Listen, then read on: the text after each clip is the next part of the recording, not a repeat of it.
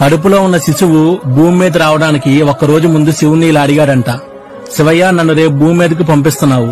నేను చాలా చిన్నవాణ్ణి, నాకెవరూ తెలియదు, మరక్క నేను ఎలా బతకాలని అడిగితే దానికి శివుడు, నేను నీ కోసం ఆల్రెడీ ఒక దేవతను పంపాను, నిన్న ఆ దేవత అందరికంటే ఎక్కువగా ఇష్టంగా ప్రేమగా చూసుకుంటుందని చెప్తాడు. దానికి శిశువు, శివయ్య, మరి నాకు వాళ్ళ భాష తెలియదు, మరి వాళ్ళతో ఎలా మాట్లాడాలని అడుగుతాడు. దానికి శివుడు ఒక చిన్న నవ్వు నవ్వి, నీకోసం అక్కడ ఒక దేవత ఉంది, తను నీతో నువ్వు ఇంతవరకు విననటువంటి అందమైన మాటలు మాట్లాడుతుంది, అలాగే నీకు వాళ్ళ భాష నేర్పించి అందరితో ఎలా మాట్లాడాలనేది చెప్తుంది అని శివుడు చెప్తాడు. సో శిశువు, మరి నాకు ఆకలి వేస్తే ఎలా అని అడుగుతాడు.